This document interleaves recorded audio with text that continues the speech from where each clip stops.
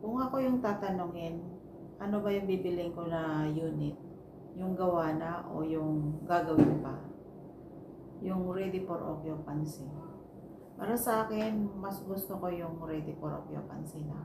Kasi unang-una, magagamit mo na yung property.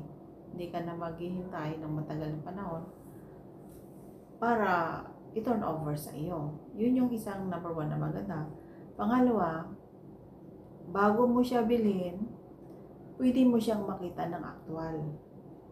Iba pa rin yung nakikita mo na actual eh. Kasi ma-check mo yung unit.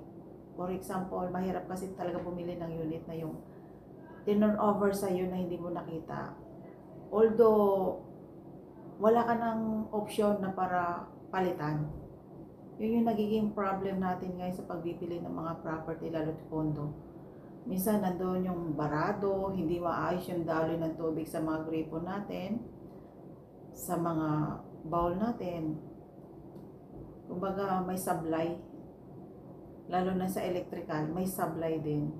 Pag ganun, ang hirap mong ipaayos. Although may warranty naman yung mga developer natin na binibigay, pero kumbaga hindi ganun kaagad nila binibigyan ng action. Kumbaga marami kang request, email ka pa. Yun yung hindi maganda. Kaya kung actual mo talagang kukunin, pwede mo siyang i-try, pwede mo siyang tignan talaga. Lahat ng pati flooring, ceiling, wall, pwede mo siyang i-check. Then ano pa yung ano natin, maganda doon sa ating ready for occupancy.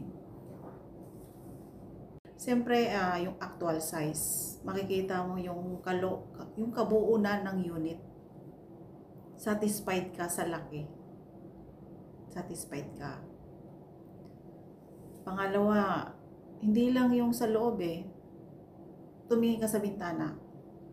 Kung okay ba yung sikat ng araw doon, yung ventilation ng hangin, hindi pa yung pumapasok sa unit mo, panay na lang mainit galing doon sa gawa nung nakatutok siya sa araw yung unit mo.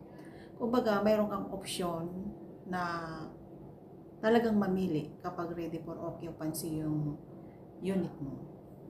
Ano pa yung pwede natin guys idagdag? Siyempre, napakaganda kapag ready for occupancy yung kinuha mo. Madali nating, kung ang purpose mo ay pagkakitaan, mayroon ka lang 5%, for example, binibigay ng mga 5% para magamit mo na yung property o yung condo, yung unit. I mean, pwede nating ipasok siya sa mga short term, long term, mga staycation, ganyan. Mabilis ang balik ng kitaan. I mean, mabilis ang kitaan doon. Kumbaga, sabi nga nila, mayroon ka ng pambayan, may business ka na, may property ka pa. Isa yun sa maganda. Basta kaya mo lang yung down payment para ma-turn over agad. Magagamit mo na agad yung property. Pwede mo nang pagkakitaan.